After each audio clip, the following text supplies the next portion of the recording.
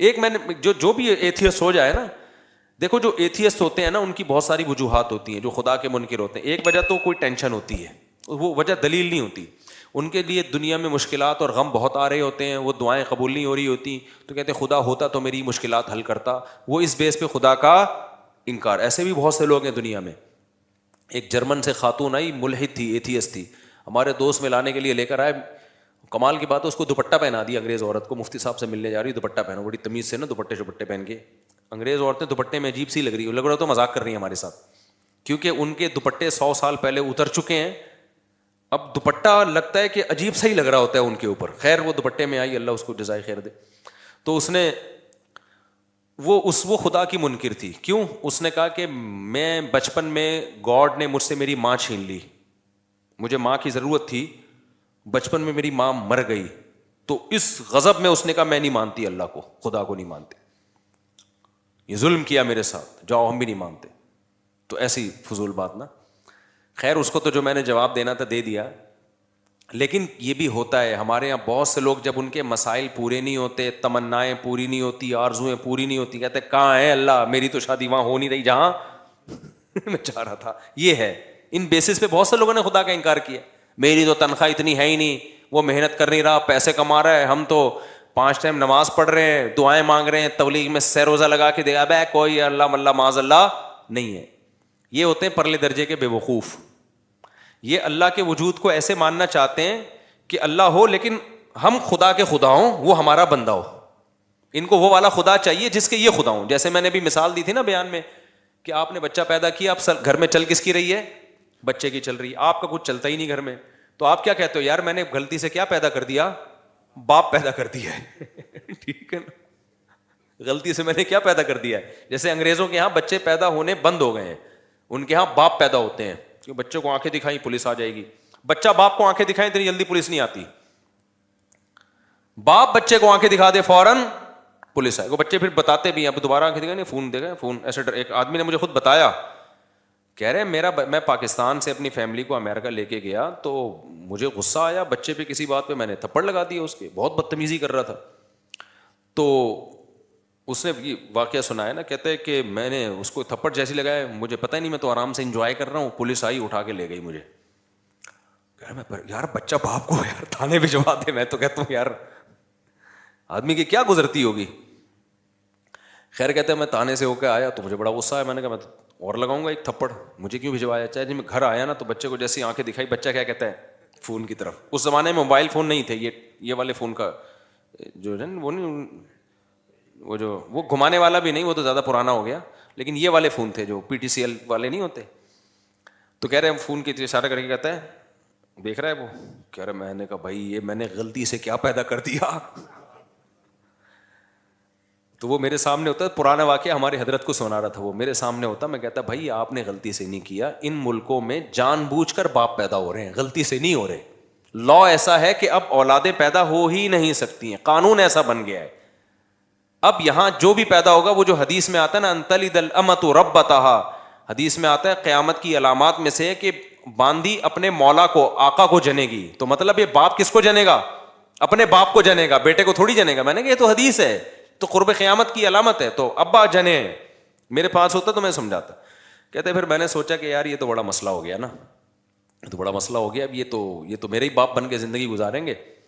تو کہتے ہیں میں نے پھر بہانے سے یہ کیا، میں نے کہا کہ تمہیں پاکستان لے کے جا رہا ہوں. تو وہاں پھر ایسا بھی نہیں ہو سکتا کہ پاکستان لے آؤ آپ، بچہ کمپلین کر دے گا غریب ملک میں لے کے جا رہا ہے مجھے. ٹھیک ہے نا، آپ نہیں لے جا سکتے اپنے بچے کو اپنی مرضی سے. امریکن نیشنل ہے وہ، تو گورنمنٹ پکڑ لے گی، بولے کہ یہاں پیدا ہوا تو لے کے کیسے جا رہے ہیں وہاں پہ. تو کہہ رہے میں نے پھر بچوں کو یہ کہا کہ ہم ذرا چلتے ہیں گھومنے، قائد اعظم کا مزار دیکھیں گے اور یہ وغیرہ وغیرہ جو چیزیں ہوتی ہیں ہم یہ آپ کو دکھائیں گے. بچوں نے کہا ٹھیک ہے جی انجوائے کریں گے. کہہ رہے جب میں ایئرپورٹ پہ لے کر آیا، گھر میں لے کر گیا میں، اس کے بعد میں نے کہا بلا پولیس کو. آگے میں یوٹیوب کی پالیسی کے خلاف ہے، میرے خلاف نا ایتھیسٹ بہت ساری کمپلینس انہوں نے ڈالی ہوئی ہیں یوٹیوب کو، اس کا چینل بند کرو، بہت زیادہ کمپلینس گئی ہوئی ہیں. تو آگے اس نے وہ کچھ کیا جو یوٹیوب کی پالیسی کے خلاف. بچے کہہ رہے ہیں ہمارا قصور کیا؟ کہہ رہے ہیں انجوائے کر رہا ہوں میں، انجوائے. ٹھیک ہے ویسے ہی یار بس بہت دن ہو گئے تھے. समझते हो? तो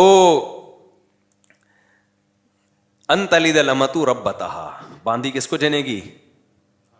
अपने आका को। वो जनना शुरू, बच्चे बापों ने अपने बापों को पैदा करना शुरू कर दिया। तो मैं ये मिसाल किस पे दे रहा था?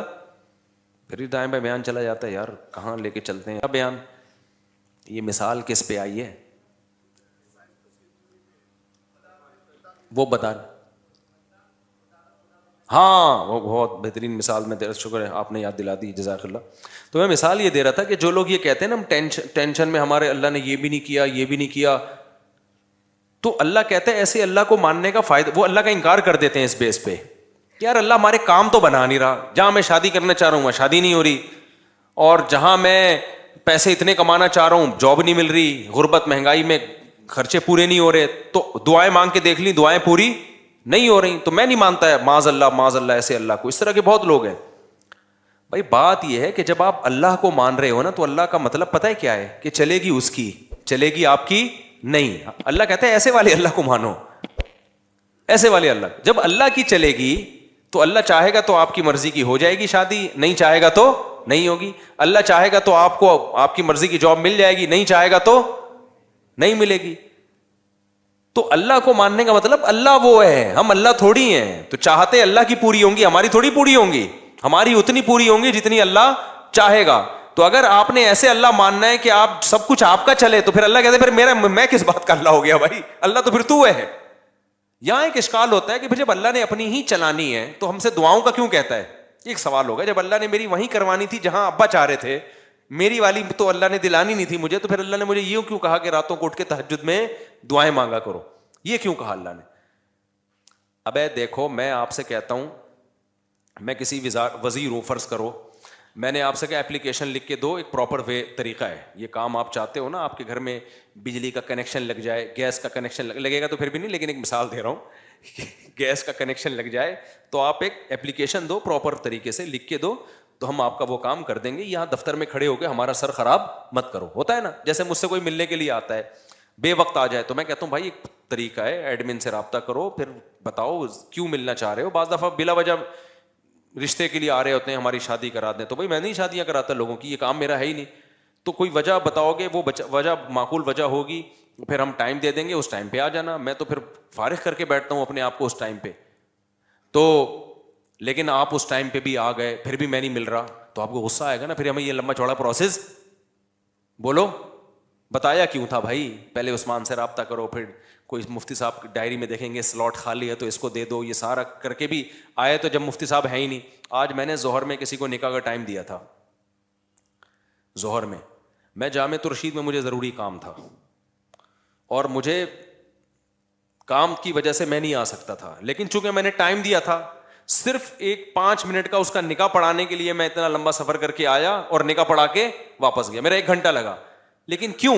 अगर मैं नहीं आता तो बुराई होती ना। ये अगला कहता है यार मुफ्ती साहब ने टाइम दिया और भाग गए।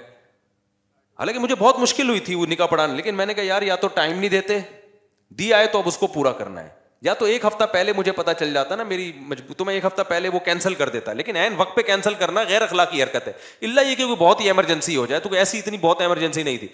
कितना टाइम मैंने 5 मिनट के काम के लिए अपना बर्बाद किया, 1 घंटा बर्बाद। इस सेंस में नहीं कि वो वाकई बर्बाद, लेकिन जाहिरी लिहाज से तो बर्बाद ही हुआ ना। लेकिन बात यह है कि जब एक आम आदमी इसका ख्याल कर रहा है कि जब किसी को टाइम दिया हो तो भाई पूरा करना है, इल्ला ये कि इमरजेंसी हो जाए, एक प्रोसेस रखा है, जब आप उस प्रोसेस को पूरा करोगे तो फिर तो टाइम देना है। तो अल्लाह मियाँ ने भी जब ये कह दिया कि भाई ऐसे ही नहीं, बल्कि बाकायदा दुआ मांगो, 2 रकत पढ़ो, हाथ उठाओ, गिड़गिड़ाओ, मुझसे मांगो, मैं देता हूँ, हमने सारा प्रोसेस पूरा कर लिया, फिर भी अल्लाह दे नहीं रहा। उसकी कहीं और हो गई, उसके बच्चे हमको मामू कह रहे हैं,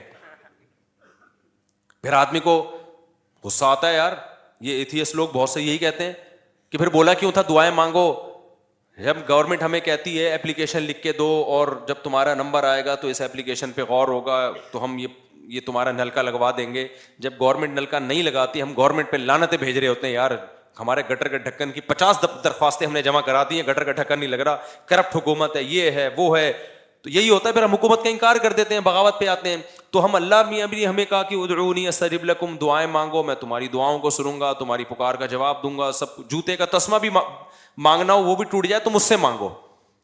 تو اللہ ادھر جوتے کے تسمے مجھ سے مانگو، اور ہم جناب تجھ سے ضروری چیزیں مانگ رہے ہیں.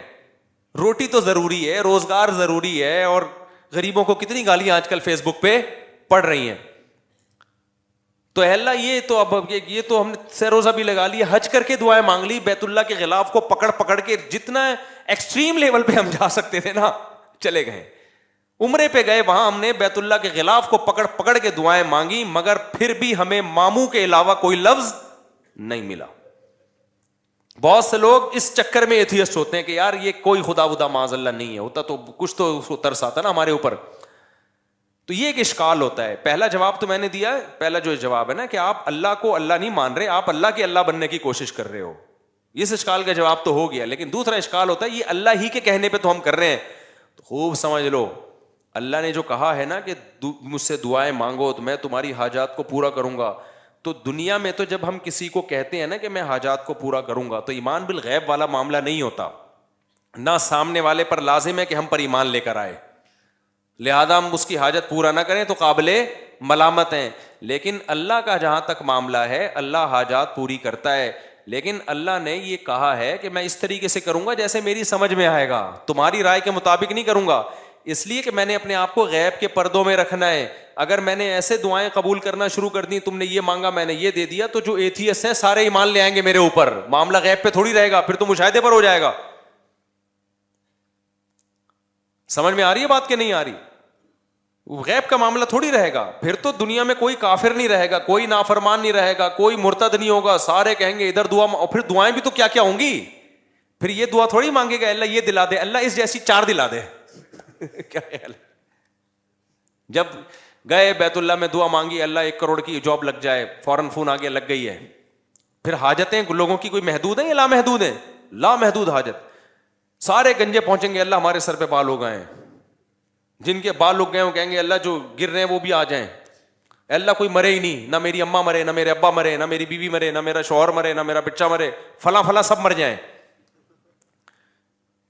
تو یہ نظام کائنات کیا ہو جائے گا بھائی؟ تباہ و برباد ہو جائے گا، تباہ و برباد ہو جائے گا. اس لیے اللہ نے کہا کہ میں ہوں، میرے ہونے پر اگر میں دعا بالفرض قبول نہیں کر رہا تو اس سے میرا انکار لازم نہیں آتا، کیونکہ میرے وجود پر تو 20 دلائل ہیں.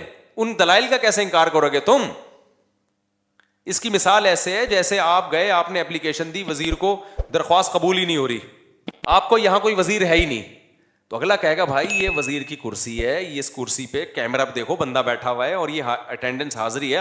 تو یہ نہیں کہو کہ وزیر ہی نہیں ہے، یہ کہو کہ وزیر نالائق ہے، آپ کی مراد پوری نہیں کر رہا یا سست ہے. اور اگر نالائق بھی نہیں ہے، سست بھی نہیں ہے، پھر یقیناً کوئی حکمت ہے. تو وزیر کے بارے میں تو ہم پاکستان کے وزیر کے بارے میں نہیں کہیں گے کہ کوئی حکمت کی وجہ سے کام نہیں کر رہا، وہاں تو رپورٹ کلیئر ہے، کر ہی نہیں رہا، وہ تو آج تک کسی کے پیسے لیے بغیر کام کیا ہی نہیں اس نے. اللہ پہ نہ رشوت کا الزام لگ سکتا ہے، نہ اللہ پہ یہ الزام لگ سکتا ہے کہ معاذ اللہ وہ بندوں کے کام کر کر کے تھک گیا ہے. تو اللہ کے بارے میں یہی کہا جائے گا اور اس نے دعا قبول نہیں کی ہے تو بھائی وہ ہمارا کام ہے فائل جمع کرا دینا، اور وہ اس طرح سے نہیں کر رہا کسی اور طرح سے، وہ اپنے بندوں کو لاوارث نہیں چھوڑتا. ہاں اس نے ایک حکمت کے تحت ایک طریقہ رکھا ہوا ہے کہ ایسے میں ہر ایک کو ظاہری طور پہ دینا شروع کر دوں تو یہ خدا بن جائیں گے، میں کیا بن جاؤں گا؟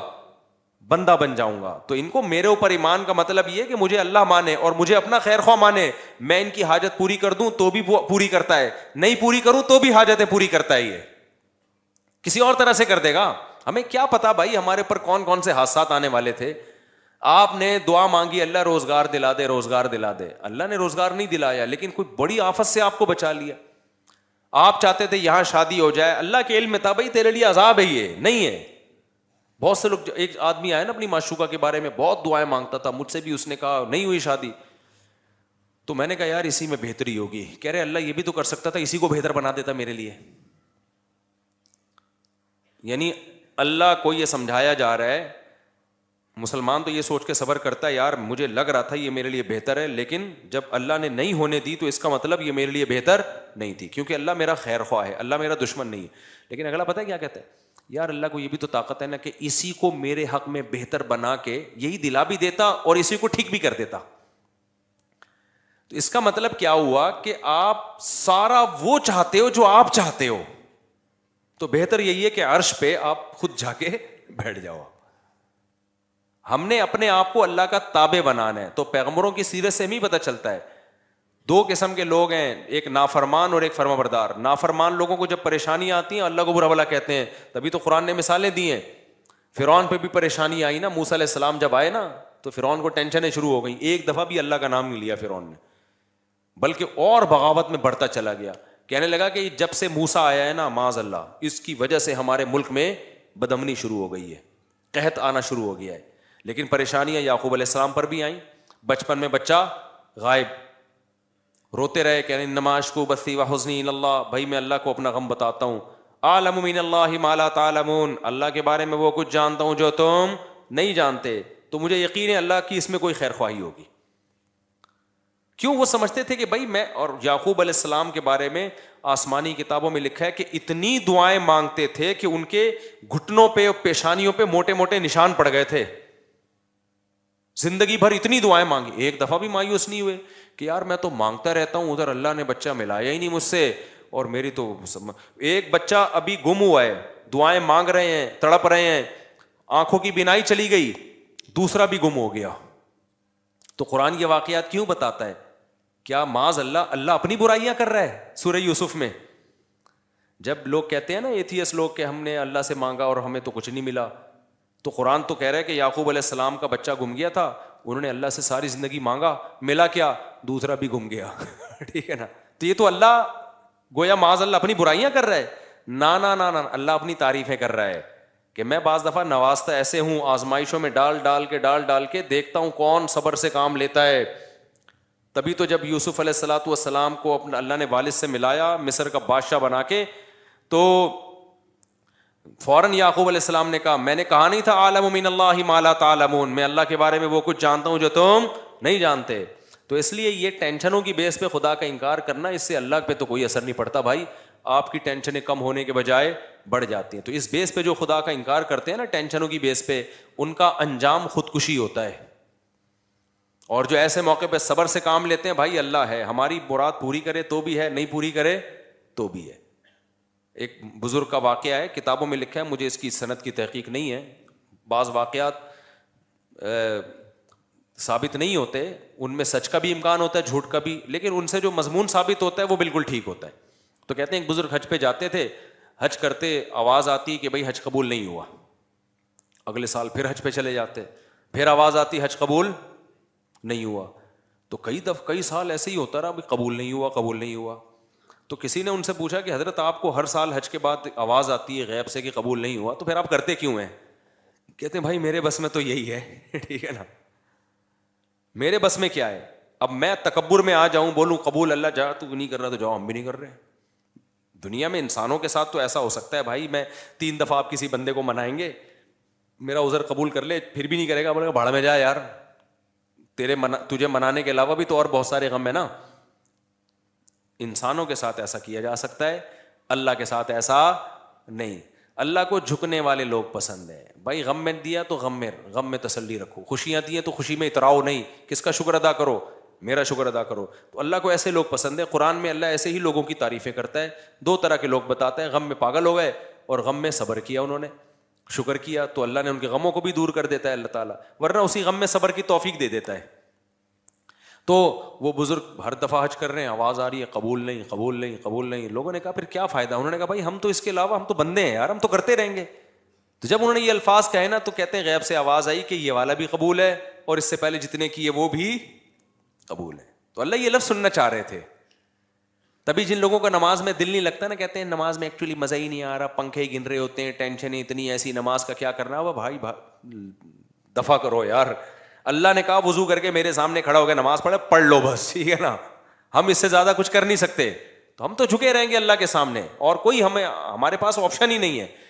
تو کبھی اللہ حاجت پوری کر دے گا. خدا کی قسم, جس کو دعا کا فلسفہ سمجھ میں آ جائے نا, تو وہ ایتھیس جو دعا قبول نہ ہونے سے خدا کا انکار کر رہا ہے, اگر اسے دعا کا فلسفہ سمجھ میں آ جائے تو دعا سے زیادہ لذیذ عبادت پھر کوئی نہیں ہے. کیونکہ اس میں پتا ہے کہ یار اللہ کو مانگنے والے کو دیتا ہے, اللہ دے گا کیسے, ہی اس کی مرضی, تو وہ مانگتا ہی رہتا ہے. وہ کہتا ہے بھائی قبول نہیں ہو رہی تو اور زیادہ مزہ آتا ہے مانگنے میں, قبول ہونا شروع ہو جائیں تو پھر تو آدمی کہتا ہے کہ یار یہ کیا ہے, یہ تو غیب پر ایمان تھوڑی رہا. نہیں ہو رہی پھر جو مانگتا ہے تو اس سے اللہ کو محبت ہوتی ہے. اس لیے حضرت عمر کا قول یاد رکھو. حضرت عمر فرماتے ہیں میں جب دعائیں مانگتا ہوں تو مجھے اس کی فکر نہیں ہوتی قبول ہو رہی ہے کہ نہیں ہو رہی, مجھے اس کی زیادہ فکر ہوتی ہے دعائیں مانگنے کی توفیق مل رہی ہے کہ نہیں مل رہی ہے. کیونکہ اللہ کے سے مانگ رہے ہو نا, اگر اس کا مطلب اللہ کے وجود پر بھی ایمان ہے, اس پر بھی ایمان ہے کہ حاجتیں وہی پوری کرتا ہے, اس پر بھی ایمان ہے کہ اس کے بغیر کچھ ہو نہیں سکتا, تو یہ بڑی کوالٹی ہے بھائی. باقی کچھ ملے نہ ملے اس کا مطلب آپ کامیاب ہو, چاہے ناکامی کے نقشے نظر آ رہے ہو. کیونکہ انجام تو اصل تو اینڈ کا اعتبار ہے کہ انجام کیسا ہوتا ہے آپ کا. آپ ساری زندگی خوشیوں میں رہے اور آخر میں پھانسی کے پھندے پہ لٹکنا ہے, کیا فائدہ ایسی خوشیوں کا. ساری زندگی جیل میں آخر میں رہائی ہے, تو اینڈ کے لحاظ سے آپ کیا ہیں, کامیاب ہے. تو بے شک یعقوب علیہ السلام کی ساری زندگی غموں میں گزری, اینڈ کیا ہوا, انجام اچھا ہوا. اور ساری زندگی خوشیوں میں گزرے, انجام پھانسی کے پھندے پہ لٹک کے خودکشی کر کے مر گئے, تو کیا فائدہ بھائی ایسے. تو یہ جتنے فنکار اداکار جو خدا کے منکر ہوتے ہیں اور جتنے لبرل سیکولر لوگ خدا کے منکر ہوتے ہیں, ان کا انجام دیکھا کرو, ان کی حال نہ دیکھا کرو. اور جتنے علماء صلحاء ہیں ان کا انجام دیکھا کرو, ان کا ماضی نہ دیکھو, ماضی بڑا ٹف گزرا ہوتا ہے. تو ایک تو ایتھیزم اس طرح سے ہوتا ہے نا, اور دوسرے ہوتے ہیں جن کو دلائل کچھ کھوپڑی ان کی صحیح کام نہیں کر رہی ہوتی. وہ کہتے ہیں یار ہر چیز اب ایک لاجک سے ہو رہی ہے. ان لوگوں کے لیے میں مختصر دلیل دے رہا ہوں, بس پھر بیان ختم کرتا ہوں. کہتے ہیں یار جب دنیا میں ہر کام لاجک سے ہو رہا ہے تو خدا کہاں ہے پھر. اب تو سائنس نے ہر چیز کی لاجک پیش کر دی نا. کیا خیال ہے بھائی, یہ زمین میں پہلے لوگ کہتے تھے یار گٹلی زمین میں جاتی ہے, یوں ہوتا ہے, فرشتے آ کے کچھ یوں یوں یوں کر رہے ہوں گے, کچھ دیو ہے, کچھ بھگوان ٹائپ کی چیزیں. اب تو سائنس نے بتا دیا بھائی یہ پروسیس ہوتا ہے, صحیح ہے نا. وہ زائگوٹ بنتا ہے, پھر یوں ایک تنا بنتا ہے, پھر یہ پھول ہوتے ہیں ایکچولی, پھر تتلیاں بیٹھتی ہیں نرما, ایکچولی یہ ہو رہا ہے. بھگوان کہاں ہے اس میں, کوئی دیو کچھ بھی نہیں. تو لاجک سے ہر چیز ہو رہی ہے. اس کی دلیل سمجھو 2 اور 2 4 کی طرح. سمجھ میں آ رہی ہے بات. اور آسان کر دیتا ہوں. ہمارے ایک دوست یونیورسٹی میں پڑھتے تھے, ان کے پروفیسر تھے ملحد, ایتھیسٹ تھے. تو مجھے آ کے انہوں نے بتایا کہ میرے پروفیسر صاحب کہہ رہے ہیں یار خدا کہاں ہے, یہ مولویوں نے پتہ نہیں کیا خدا بنایا ہوا ہے. ہم تو گاڑی کے ایکسیلریٹر پہ جب پاؤں رکھتے ہیں تو گاڑی چلتی ہے, جب بریک لگاتے ہیں تو گاڑی رکتی ہے, تو خدا کہاں ہے. خدا کو تو جب مانے پاؤں ایکسیلریٹر پہ رکھا ہوا ہے لیکن گاڑی رک رہی ہے, ٹھیک ہے نا, کوئی غیبی طاقت روک رہی ہے اس. پاؤں بریک پہ رکھا ہے ہم نے, لیکن خدا گاڑی کو کیا کر رہا ہے, چلا رہا ہے. تو یا تو ہر کام لاجک سے ہو رہا ہے, تو لاجک ہی سب کچھ ہے, سائنس ہی سب کچھ ہے. میں سمجھا پا رہا ہوں اپنی بات. یہ وہ اشکال ہے جس کی بیس پہ ہزاروں لوگ مرتد ہو چکے ہیں, اسلام چھوڑ, ہزاروں تو نہیں سینکڑوں تو چھوڑ ہی چکے ہیں. اور جتنے بھی ملحد لوگ ہیں, چاہے عیسائیوں میں, اسلام میں تو بہت کم ارتداد ہے نا, عیسائیت یہودیت میں بہت زیادہ ہے. کہ یار جب ہر کام لاجک سے ہو رہا ہے تو خدا کو ماننے کی ضرورت کیا ہے. سمجھ میں آ رہی ہے کہ نہیں آ رہی ہے. خدا کو ماننے کی یہ کائنات جو سائنسی اصولوں میں جکڑی ہوئی ہے, تو اس کا جواب خوب سمجھو. میں نے ان کو فوراً جواب, وہ بڑے پریشان تھے نا اس سوال سے. ہمارے پروفیسر صاحب نے کہا یار ایکسیلریٹر پہ پاؤں رکھو تو چلتی ہے, کیونکہ چلانا ہے اس کا کام, روکو تو کیا ہوتی ہے. خدا کو جب مانیں گے جب الٹا پلٹا ہو رہا ہو, ٹھیک ہے نا, ہونا کچھ چاہیے ہو کچھ اور رہا ہو. میں نے اس سے کہا, اس پروفیسر صاحب سے بولو سر کائنڈلی آپ سے مجھے ایک کام ہے. میں نے کہا کلاس میں نہیں بلکہ اس کو چھاؤں میں لے کے جاؤ. میں ایسے ہی بات کرتا ہوں, سر کائنڈلی آپ ذرا چھاؤں میں آ جائیں. اور یہ بھی قرآن سے ہی نکالا ہے, قل انما اعیذکم بواحدہ ان تقوموا للہ مثنی وفرادا, کہ اے نبی آپ ان سے کہو کہ تم لوگ ایک ایک 2 2 اکٹھے ہو کے غور کرو میری بات پہ. بعض دفعہ مجمع میں غور کرنا بڑا مشکل ہوتا ہے, تو ایسا کرو ذرا چھاؤں میں آ جائیں. سر کائنڈلی آپ سے مجھے ایک کوشچن ہے. تو کہنے لگے کیا. میں نے کہا اپنے ٹیچر سے چھاؤں میں لے جا کے نا ٹھنڈا کرنا, ایک دم افراتفری میں نہیں. بعض دلائل آپ پھینک دو گے نا جلد بازی میں تو ایسے جیسے پھینک دیا آپ نے, سامنے والا سیریس نہیں لیتا. میں نے کہا تمیز سے سائڈ پہ لے جا کے سر سے ایک بات کریں. سر آپ یہ بتائیں کہ گاڑی میں چینجنگ چینجر کے بغیر نہیں ہو رہی, لاجک ہے, یہ لاجک کی بات ہے نا. جب تک گاڑی رکی ہوئی ہے تو چلے گی جب تک چلانے کے لیے کوئی قوت استعمال نہ ہو ہے. جب رکنا ایک کنڈیشن ہے, یہ کنڈیشن چینج ہوتی ہے, گاڑی رکنا ایک کنڈیشن ہے نا, دوسری کنڈیشن کیا ہے, چلنا, حرکت میں آنا, گاڑی کا موو ہونا. تو گاڑی میں موومنٹ پیدا نہیں ہوتی جب تک کوئی موور نہ ہو اور گاڑی چل رہی ہو ایک کنڈیشن ہے, رکے گی نہیں جب تک کوئی اسٹاپر نہ ہو. کیا خیال ہے؟ تو چینجنگ کے بغیر جس چیز میں چینجنگ نہیں ہو سکتی تو کریٹنگ ہو سکتی ہے آٹومیٹیکلی خود بخود. ابے کیا ہو گیا؟ دیکھو آپ لوگ چھاؤں میں آؤ یار سارے ایسے مجمع میں سمجھو, سوچ رہا ہوں آپ کو بھی چھاؤں میں ایک ایک کر کے لے کے جاؤں پھر سمجھاؤ. اب مجھے ایک بات بتاؤ, کوئی پاگل دنیا میں ایسا, اس کے لیے بہت افلاطونی کی ضرورت نہیں ہے, خدا کے وجود کے لیے کوئی بہت بڑا سائنسدان بننا ضروری نہیں ہے. 2 اور 4 کی طرح کچھ کامن اصول ہیں. اب مجھے ایک بات بتاؤ, کوئی سائنسدان یہ کہے کہ جب تک چینجر نہیں ہوگا گاڑی میں چینجنگ نہیں ہوگی. کوئی کہ اچھا سر یہ گاڑی بنائی کس سائنسدان نے؟ کہ بن خود بخود گئی تھی. آپ بولو گے ابے یہ کیا بات کر رہا ہے یار تو, کریٹنگ تو زیادہ مشکل کام ہے, وہ خود بن گئی. اب دھکا خود نہیں, اب جب تو بن بھی خود گئی ہے تو چل بھی خود لے. وہ عمر شریف کا لطیفہ اکثر مجھے یاد آتا ہے. کسی نے کلپ, ہم نے بچپن میں یہ دیکھا تھا تو اب کسی نے کلپ بھیجا تھا نا, تو وہ بچپن میں نا وہ عمر شریف کے شو دیکھتے تھے, پھر بعد میں ہم نے تو ٹی وی سے توبہ ہی کر لی تھی. اس میں پھر بے حیائی پھیلنا بہت زیادہ آنا شروع ہو گئی تھی. میں اس لیے کہہ رہا ہوں اب بچے یہ نہ دیکھا کریں پروگرام, بچپن کی باتیں. تو اس میں یہ تھا کہ وہ اس کے جو کوئی تھا جاننے والا نا, اس کو, ہاں اس کو خود بھولنے کی بیماری ہوتی ہے عمر شریف کو. عمر شریف کو کس کی بیماری ہوتی ہے؟ بھولنے کی. تو اس کو بھولنے کی بیماری تھی, تو وہ کسی کے گھر گھس جاتا تھا ایسے ہی مذاق میں. جب پٹنے لگتا تو بولتا بھائی ہم تو بھولے سے چلے گئے تھے تمہارے گھر. تو ایسے ہی کسی نے بتایا کہ کسی کے گھر میں نا شلوار رہ گئی اس کی, ایسی مذاق ہے حقیقت میں نہیں سمجھ لیں آپ. تو وہ ایک شخص شلوار لے کر آ رہا ہے, اس سے عمر شریف سے کہہ رہا ہے یہ شلوار کیا کہہ رہی ہے, یعنی پیغام دے رہی ہے نا کہ تو میرے گھر میں آیا اور کپڑے چھوڑ کے چلا گیا, اس کا مطلب یہ کوئی غلط میسج دے رہی. بتا یہ شلوار کیا کہہ رہی ہے, یہ پاجامہ کیا کہہ رہا ہے. وہ بتا رہا ہے بھائی میں نہیں ہوں, یہ غلطی سے پتہ نہیں کس کا پاجامہ ہے, مجھے کیا پتا, میں تو بھولنے کی بیماری. کہہ رہے نہیں یہ پاجامہ کیا کہہ رہا ہے. کہہ رہے جب سب کچھ پاجامے سے ہی پوچھ لینا پھر کیا کہہ رہا ہے, جب یہ بتا سکتا ہے تو پھر یہ کس سے پوچھ لے, تو پاجامے سے ہی پوچھ لے, وہ تجھے بتا دے گا کیا کہہ رہا ہے. تو ایسے ہی میرے بھائی گاڑی جو ہے, اس گاڑی سے آپ خود پوچھ لو کہ کمبخت تو چل نہیں سکتی ہے خود بخود, اگر تو آٹومیٹیکلی خود بنی ہے تو پھر چل بھی خود لینا. تو چلانے کے لیے کیوں تجھے ایک بندہ چاہیے جو انجن اسٹارٹ کر کے ایکسیلیٹر پہ پاؤں رکھے؟ یہ عجیب بات ہے, بنی خود بخود ہے, چلانے کے لیے بندے آئیں گے تو چل بھی خود لے, تو چلانے کے لیے کیا ضرورت ہے؟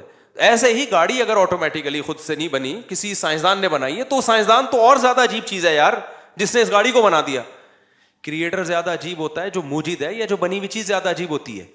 اچھا مجھے بتاؤ, یہ موبائل جس سائنسدان نے بنایا, آپ کو جب یہ سائنسدان آ جائے نا جس نے یہ بنایا, وہ تو بہت سارے سائنسدانوں نے مل کے بنایا, فرض کرو کسی ایک نے بنایا, تو آپ اس موبائل کی زیادہ ویلیو دو گے, سائنٹسٹ کو زیادہ ویلیو دو گے؟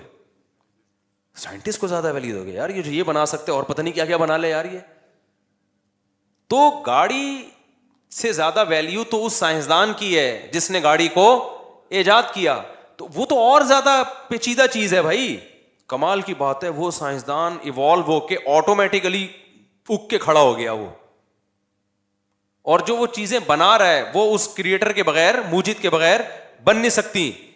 تو اس سے پتا چلتا ہے کہ بھائی یہ کائنات میں, ہم تو سائنس کے اس اصول کو مانتے ہیں, ان لاجیکل کام کائنات میں کچھ بھی نہیں ہے.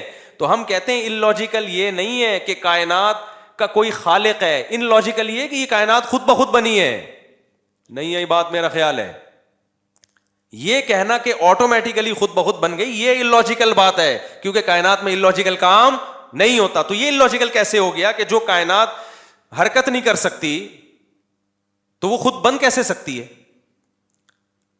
نیوٹن نے کہا تھا نا جو چیز حرکت میں ہمیشہ حرکت میں رہے گی جب تک کوئی اس کو روکے گا نہیں, جو رکی بھی ہمیشہ رکی رہے گی جب تک کوئی چلائے گا نہیں. نیوٹن اگر ہوتا تو میں چھاؤں میں لے جاتا اس کو.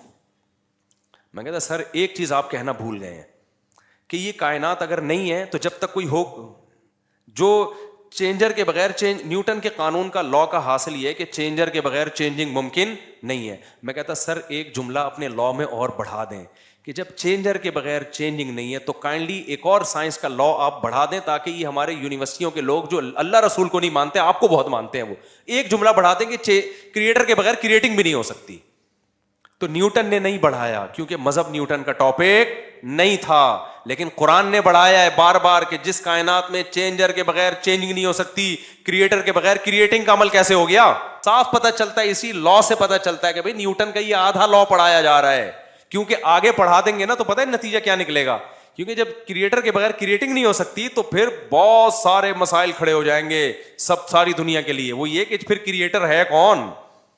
یہاں سے انسان نظریں چرانا چاہتا ہے کہ کریٹر کو بیچ میں لے کر آئے تو پھر خدا کو ماننا پڑے گا, خدا کو مانا تو رسولوں کو ماننا پڑے گا, آسمانی کتابوں کو ماننا پڑے گا, پھر مذہبوں کو ماننا پڑے گا, پھر کون سا مذہب صحیح ہے کون سا غلط ہے اس کو ماننا پڑے گا. پھر جب صحیح مذہب تک پہنچیں گے تو پھر مذہب نے کیا کہا ہے, حلال کیا ہے حرام کیا ہے, زنا حلال ہے لیگل ہے اللیگل ہے, شراب لیگل ہے اللیگل ہے, یہ ساری چیزیں ماننی پڑیں گی.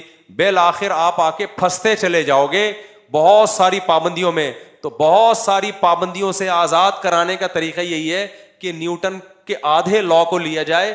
آدھا لا جو نیوٹن کے لا سے مزید اخذ, نیوٹن نے تو نہیں کہا لیکن اخذ کیا جا سکتا تھا, اس پہ بحث ہی نہ کی جائے, اس کو کہا یہ اللاجیکل ہے. دوبارہ کبھی چھاؤں میں ملیں گے تو انشاءاللہ میں دوبارہ سمجھانے کی کوشش کروں گا, ابھی اتنا ہی کافی ہے. اس لیے اللہ کا وجود دو اور دو, اور یہ جو بکواس کرتے ہیں نا فضول قسم کی کہ خدا کو پھر کس نے پیدا کیا, او بھائی یہ اللاجیکل اس کائنات کے بارے میں ہے کہ خود بخود بن جائے. خدا کو تو ہم جانتے ہی نہیں ہیں, وہ اس کائنات کا حصہ تھوڑی ہے, وہ تو کائنات سے الگ ہے, اس کو تو ہمیں پتہ ہی نہیں. کمال کی بات ہے اس خدا کو ہمیشہ سے ماننے کے لیے تیار نہیں ہے, کہہ رہے ہیں عقل میں نہیں آ رہا, اور اس کائنات کو ہمیشہ سے ماننے کے لیے تیار ہیں جو عقل میں آ رہی ہے. وہ تو اور زیادہ بے عقلی کی بات ہے کہ یہ کائنات ہمیشہ سے ہو. سمجھتا نہیں ہے نا بات کو, جب نہیں پڑھے گا رات کو تو نہیں سمجھے گا بات کو. تو اس لیے سائنس کے چکر میں نا اپنے جہنم نہ خریدو میرے بھائی, سائنس کو خدا نہ بنا لو. جتنی ہے سائنس اتنی رہنے دو اس کو, ٹھیک ہے نا, کہتے ہیں سائنس میں ہے تو جتنی ہے اتنی رہنے دو. تو یہ نہیں ہو سکتا, امپاسبل ہے یہ خود بخود دھماکے اور سورج چاند ستارے اور انسان اور یہ وسیم بھائی کلیم بھائی.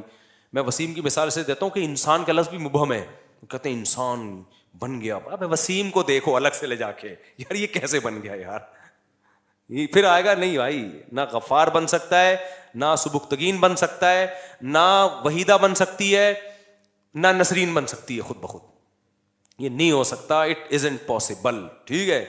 تو اپنے ایمان کو مت بگاڑو, یہ اہم بات تھی. اور ایک اور بات بیان میں رہ گئی تھی, ہاں تو اس لیے میں کہتا ہوں قرآن نے اس ٹاپک کو بہت زیادہ چھیڑا ہے 3 ہفتے سے مسلسل یہی, اور اس ٹاپک کو کہ تمہیں آخرت میں حساب و کتاب دینا ہے, موت کے بعد زندگی ہے. تو اب میں بہت پریشان ہوتا ہوں کہ یار نظریاتی اصلاح تو میں کرتا رہتا ہوں, عملی اصلاح کی طرف بھی اب آنا چاہیے. بھائی نظریہ تو بن گیا, اللہ بھی ہے تو کیا کریں, تو ہیں تو ویسے کے ویسے ہی. جب اللہ کو مانتے تھے تو بھی ویسے ہی تھے. مسلمان جب اللہ کو نہیں مانتا تو جیسا ہوتا ہے, ماننے کے بعد بھی بولو, صبح بھی پہلے بھی 2 پراٹھے کھا رہا تھا, اللہ کو ماننے کے بعد بھی کیا کرے گا, 2 پراٹھے کھائے گا. پہلے بھی گٹکا کھاتا تھا, اللہ کو ماننے کے بعد بھی کیا کرے گا, گٹکا کھائے گا. جب اللہ پہ ایمان نہیں تھا تو بھی جمعہ پڑھ لیا کرتا تھا, ہو سکتا ہے میں بھی, ہو سکتا ہے اللہ نکل آئے قیامت کے دن تو ہفتے میں 1 دن نماز پڑھ لو. جب اللہ پہ ایمان لے آیا دلائل کی دنیا میں تو بھی کیا کر رہا ہے, جمعہ ہی پڑھ رہا ہے. تو اس لیے اتنا کافی نہیں ہے کہ ہم اپنے نظریات کی اصلاح کریں. انسان کو تربیت کے لیے پریکٹیکلی اصلاح کی ضرورت ہے. ہمارے نبی نے صحابہ سے روزے رکھوائے ہیں, ہمارے نبی نے صحابہ سے خواہشات کی قربانی دلوائی ہے, میدان جنگوں میں لا کے لڑوایا ہے صحابہ کو. تو انسان کی اصلاح صرف بیانات سننے سے نہیں ہوتی میرے بھائی, یہ بھی ایک بہت بڑا حصہ ہے, پریکٹیکلی کچھ کرنا پڑتا ہے. تو اب آپ نا پریکٹیکلی کچھ کرنا شروع کر دیں.